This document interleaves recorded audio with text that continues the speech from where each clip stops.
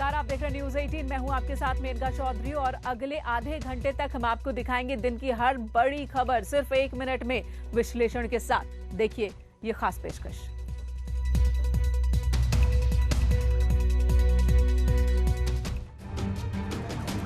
लखनऊ में एक दुकान में सिलेंडर ब्लास्ट से एक शख्स की मौत हो गई, जबकि एक गंभीर रूप से जख्मी हो गया। घटना पारा थाना क्षेत्र के आलम नगर की है, जहां विजय गुप्ता की दुकान में सिलेंडर फटने से हादसा हुआ। पुलिस का कहना है कि इस दुकान में अवैध रूप से पटाखे भी बेचे जा रहे थे। आशंका है कि पटाखों में आग लगने के बाद ही विस्फोट हुआ और दुकान में रखे एलपीजी सिलेंडर में आग लग गई। तेज धमाके के साथ सिलेंडर फट गया।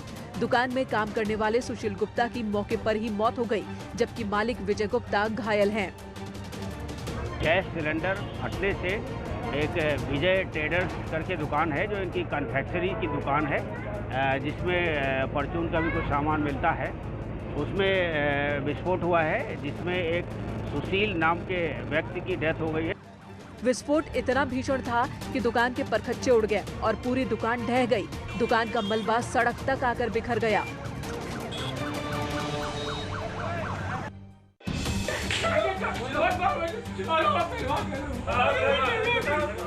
जौनपुर में पुलिस की कार्यशैली पर सवाल उठाने वाली तस्वीरें देखने को मिली। थाना गद्दी के चौकी प्रभारी त्रिवेणी सिंह का बेरहम चेहरा सामने आया। उन्होंने थाने में एक युवक की बेरहमी से पिटाई कर दी, जिसका वीडियो अब वायरल हो रहा है। वायरल वीडियो में साफ देखा जा रहा है कि चौकी इंचार्ज त्रिवेणी सिंह लाठी से युवक को पीट रहे हैं। बाद में 3 पुलिसकर्मी युवक के हाथों को खींचकर खंभे से सटा देते हैं और चौकी इंचार्ज लाठी बरसाते रहते हैं। युवक ने नशे की हालत में पुलिस वालों से गाली गलौज की थी, जिस वजह से उसे पकड़कर पुलिस वाले थाने ले गए। वीडियो वायरल होने के बाद चौकी इंचार्ज को लाइन हाजिर कर दिया गया। सीओ केराकत को वायरल वीडियो की जांच सौंपी गई है। जांच में दोषी पाए जाने पर दारोगा त्रिवेणी सिंह पर अगली कार्रवाई होगी।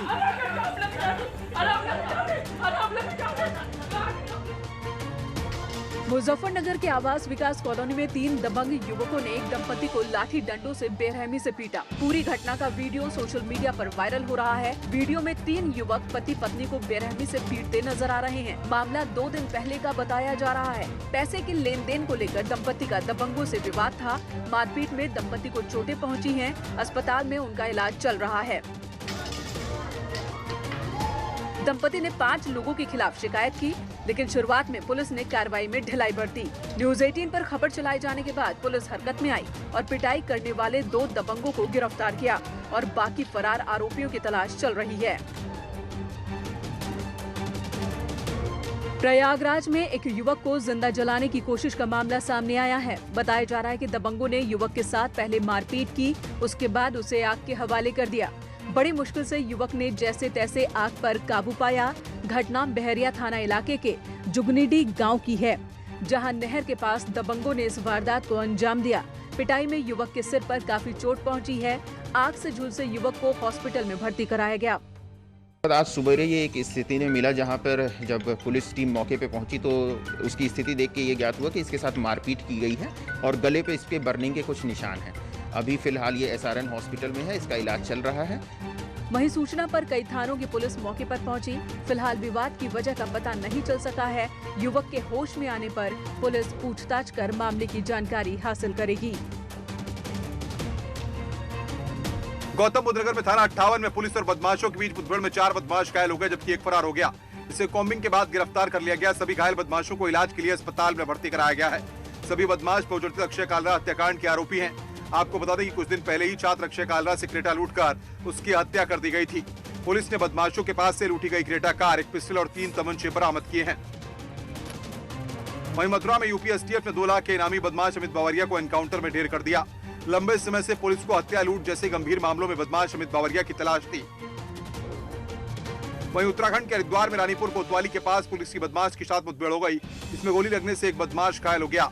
बदमाश पर रिटायर्ड अफसर और उनकी पत्नी की हत्या का आरोप था। बहराइच में सरकारी अधिकारियों की शर्मसार करने वाली करतूत सामने आई। अधिकारियों का बार बालाओं के साथ डांस करने और नोट उड़ाने का वीडियो वायरल होने से जिले में हड़कंप मच गया। वीडियो में ग्राम विकास अधिकारी और मनरेगा के APO बार बालाओं के साथ झूमते नजर आ रहे हैं। वीडियो 2 दिन पुराना बताया जा रहा है। दोनों अधिकारी नवाबगंज ब्लॉक में तैनात बताए जा रहे हैं। न्यूज 18 पर वायरल वीडियो चलने के बाद आला अधिकारियों में हड़कंप मच गया। प्रशासनिक अधिकारियों ने कहा कि वीडियो की जांच की जा रही है। सर्विस रूल का उल्लंघन करने वाले दोनों सरकारी अधिकारियों पर कार्रवाई होगी। सार्वजनिक मंच पर इस तरह का कृत्य कतई बर्दाश्त नहीं किया जाएगा।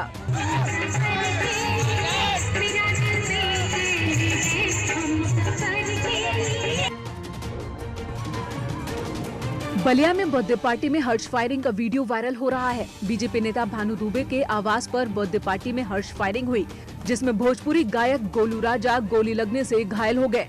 उन्हें इलाज के लिए बक्सर के अस्पताल में भर्ती कराया गया। मामला गढ़वाड़ थाना क्षेत्र के महाकाल गांव का है। घटना के बाद आज आला पुलिस अधिकारियों ने मौके का मुआयना किया और जांच के बाद कार्रवाई की बात कही। कार्यक्रम के दौरान किसी व्यक्ति ने फायरिंग कर दिया, जिसमें एक गायक राजा आए थे, उनको चोट लग गई और वाराणसी गए। मुजफ्फरनगर में शादी समारोह में दबंग युवक ने जमकर हर्ष फायरिंग की, जिसका वीडियो सोशल मीडिया पर वायरल हो रहा है। पूरा मामला पुरकाजी थाना क्षेत्र के नूर नगर गाँव का है। वायरल वीडियो में दूल्हे के घोड़ा चढ़ने के दौरान खुलेआम एक युवक पिस्टल से फायरिंग करता है। प्रशासन की तमाम सख्ती के बावजूद लोग शान और शौकत में हाईकोर्ट के आदेशों की भी खुलेआम धज्जियां उड़ा रहे हैं।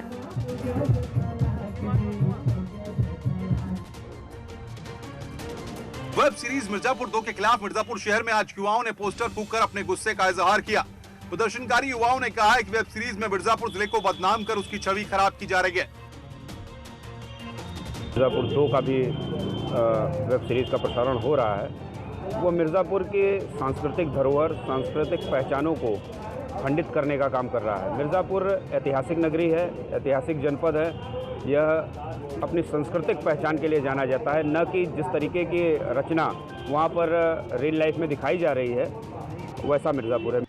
इससे पहले मिर्जापुर की सांसद अनुप्रिया पटेल OTT प्लेटफॉर्म पर लॉन्च हुई वेब सीरीज मिर्जापुर 2 के खिलाफ अपना विरोध जता चुकी हैं। मिर्जापुर विकास समिति के अध्यक्ष वेब सीरीज पर रोक लगाने की मांग की है। यहाँ पर केवल उद्योग के नाम से यह जनपद जाना जाता था, लेकिन आज जो वेब सीरीज बनाने वाले लोग हैं इस जनपद को बदनाम करने के लिए यहाँ डकैत का रोल ले रहे हैं, यहाँ पर असलहों का भंडार बता दे रहे हैं।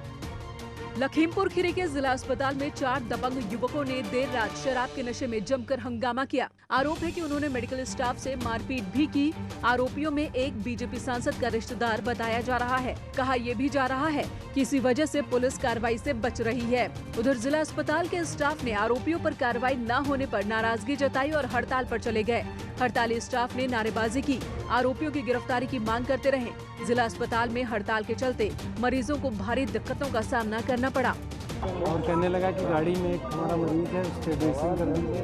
डॉक्टर साहब ने कहा मरीज को अंदर लाइए। इस बात पे भड़कने लगा। डॉक्टर साहब ने वार्ड बॉय को भेजा ड्रेसिंग के लिए, ड्रेसिंग कर दी गई। उसके बाद भी अभद्रता करने लगे, आए गाली गलौज करने लगे। आरोप है कि इससे पहले भी 4 दबंग युवक जिला अस्पताल में हंगामा कर चुके हैं। चिकित्सा कर्मियों का आरोप है कि सत्ता पक्ष के नेताओं के संरक्षण की वजह से ही पुलिस कार्रवाई नहीं कर रही। योगी सरकार में माफिया और बाहुबली अतीक अहमद के खिलाफ लगातार एक्शन जारी है। प्रयागराज जिला प्रशासन ने पूर्व सांसद अतीक अहमद को एक और बड़ी आर्थिक चोट दी है। करोड़ों की संपत्ति कुर्क होने के बाद अब अतीक अहमद के 11 बैंक खातों को भी सीज किया गया। डीएम के आदेश पर पुलिस ने अलग अलग बैंकों के 11 बैंक खातों को सीज कराया। अतीक के इन बैंक खातों में 1 करोड़ से ज्यादा की धनराशि जमा है। कैंट थाने में दर्ज गैंगस्टर एक्ट के तहत ये कार्रवाई की गई। पुलिस ने बैंकों को पत्र भेजकर खातों में पड़ी रकम को सीज कराया। अतीक के प्रयागराज में 7, नई दिल्ली में 2, बलरामपुर में 2 और दिल्ली में संसद भवन की SBI शाखा के साथ ही लखनऊ सचिवालय के 11 बैंक खातों को पहले ही कुर्क किया जा चुका है। अतीक उसके परिवार पर लगातार प्रशासन का शिकंजा कसता जा रहा है। अब तक उसकी करोड़ों की संपत्ति जब्त होने के साथ ही कई अवैध निर्माण पर सरकारी बुलडोजर चल चुका है।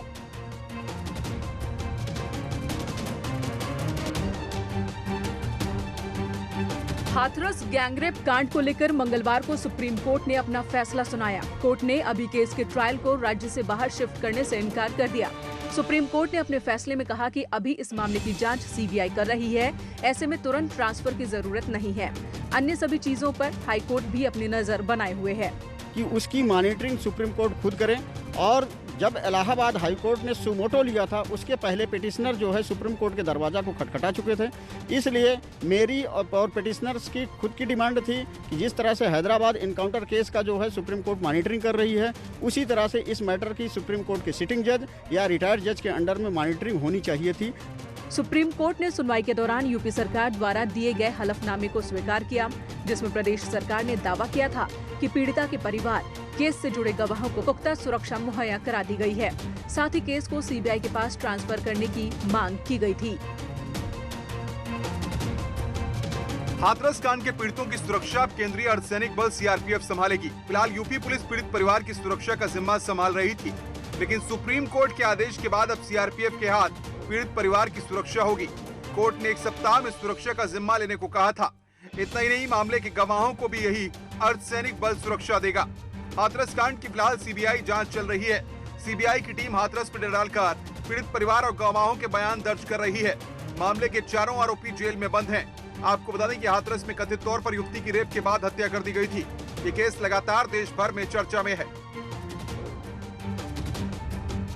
यूपी की 10 राज्यसभा सीटों के लिए नामांकन का आज आखिरी दिन था और आज ही बीजेपी के सभी 8 प्रत्याशियों ने अपना नामांकन किया। हरदीप पुरी, अरुण सिंह, हरिद्वार दुबे, नीरज शेखर, ब्रिजबाला, गीता शाक्य, सीमा द्विवेदी और बीएल वर्मा ने बीजेपी उम्मीदवार के तौर पर अपना पर्चा भरा। इस मौके पर सीएम योगी भी विधानसभा में मौजूद रहे।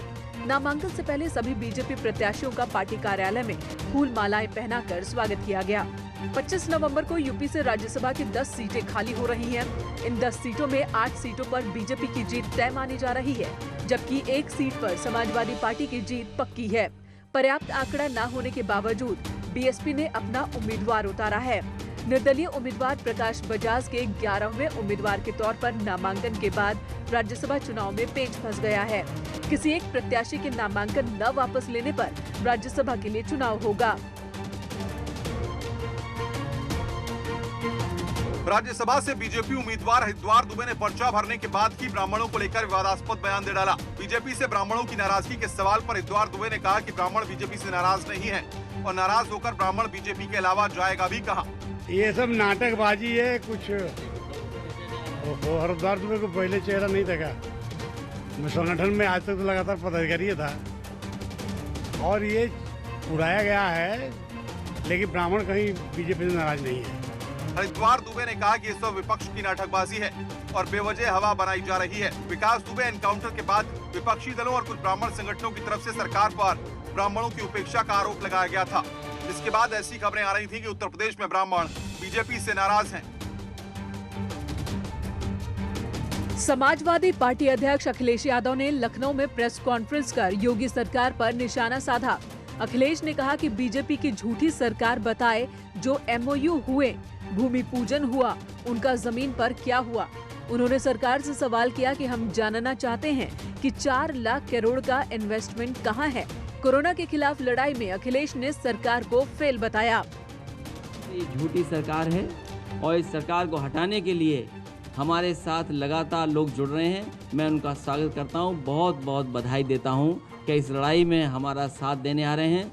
उपचुनाव से ठीक पहले समाजवादी पार्टी ने बीएसपी और कांग्रेस के घर में सेंधमारी कर 2 दिग्गज नेताओं को पार्टी में शामिल कराया।